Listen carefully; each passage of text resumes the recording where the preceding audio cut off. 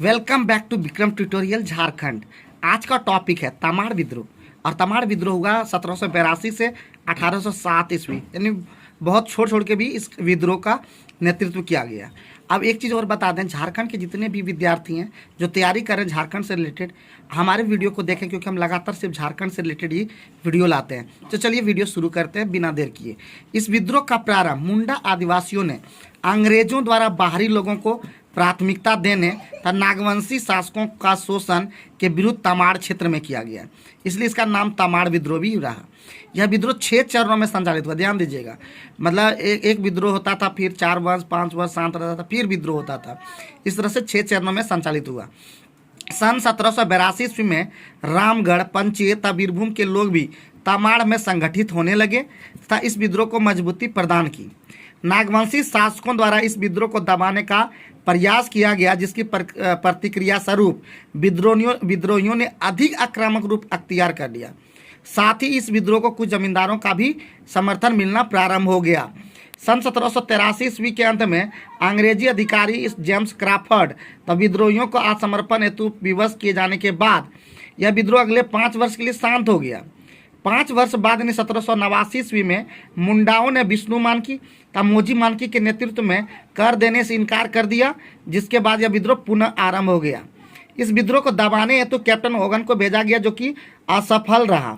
पुनः अन्य अंग्रेज अधिकारी लेफ्टिनेंट कूपर को विद्रोह को शांत करने का दायित्व सौंपा गया था। कूपर के प्रयासों के परिणाम स्वरूप विद्रोह अगले 4 वर्षों तक शांत रहा। 1794 ईस्वी में यह विद्रोह पुनः प्रारंभ हो गया। 1796 ईस्वी में इसने व्यापक स्वरूप धारण कर लिया। 1796 ईस्वी में राहे के राजा नरेंद्र शाही द्वारा अंग्रेजों का साथ दिए जाने के कारण सोनाहतू गांव में आदिवासियों द्वारा नरेंद्र शाही का विरोध किया गया। यह विद्रोह ठाकुर भोलानाथ सिंह के नेतृत्व में प्रारंभ हुआ था। ध्यान दीजिएगा, यह बहुत इंपॉर्टेंट है। ठाकुर भोलानाथ सिंह, यानी विद्रोहियों द्वारा रिश्तेदार की हत्या की जाने के बाद राहे के राजा नरेंद्र शाही फरार हो गए। 1798 ईस्वी में कैप्टन लिमंड द्वारा कई विद्रोहियों तथा कैप्टन बैन द्वारा भोलानाथ सिंह को गिरफ्तार कर लिया गया, जिसके परिणामस्वरूप तमाड़ विद्रोह कमजोर पड़ गया। 1807 ईस्वी में दुखन साहित्य के नेतृत्व में मुंडा जनजाति के लोगों ने पुनः विद्रोह प्रारंभ कर दिया। 1808 ईस्वी में कैप्टन रफसीज के नेतृत्व में दुखन साहित्य को गिरफ्तार किए जाने के बाद यह विद्रोह शांत पड़ गया। 1810 ईस्वी में नवागढ़ क्षेत्र के जागीरदार बख्तर शाह के नेतृत्व में यह विद्रोह पुनः प्रारंभ हो गया। इस विद्रोह के दमन हेतु अंग्रेजी सरकार द्वारा लेफ्टिनेंट एच ओडोनल को भेजा गया, जिसने 1812 ईस्वी में नवागढ़ पर हमला कर दिया। बख्तर शाह इस हमले से बचकर सरगुजा भाग गया, जिसके बाद यह विद्रोह मंद पड़ गया। 1819 ईस्वी में यह विद्रोह पुनः भड़क उठा, जिसके प्रमुख नेता दौलत राय मुंडा, मंगल राय मुंडा, गाजी राय मुंडा, मुची राय मुंडा, भद्रा मुंडा, झुलकारी मुंडा, टेपा मानकी, चंदन सिंह, घुनसा सरदार आदि थे। तमाड़ के राजा गोविंद शाही द्वारा सहयोग मांगे जाने पर अंग्रेजी अधिकारी ई रफसेज ने ए.जे. कोलविन के साथ मिलकर विद्रोह को दबाने का प्रयास किया। इस अभियान के फलस्वरूप रुदन मुंडा कुंटा मुंडा को छोड़कर सभी विद्रोही नेता गिरफ्तार हो गए। जुलाई 1820 ईस्वी में रुदन मुंडा था। मार्च 1821 में कुंटा मुंडा के गिरफ्तार होने के साथ ही यह विद्रोह समाप्त हो गया। लेकिन याद रखिए कि मोटा मोटी तौर पर 1782 से 1807 ईस्वी के बीच में, लेकिन फिर भी थोड़ा थोड़ा विद्रोह चलता ही रहा है। इसमें तमाड़ विद्रोह के विभिन्न चरणों का संक्षिप्त विवरण भी दिया है। देखिए 6 चरणों में दिया, वहाँ पे आपको 6 चरणों में भी शुरू में हम लोग बात किए थे।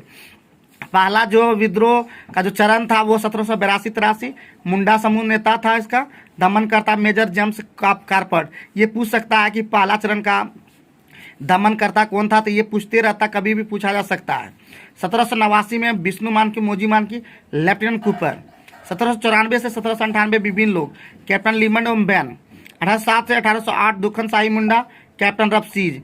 1810 से 1812 बख्तर शाह, ले एच ओडोनल।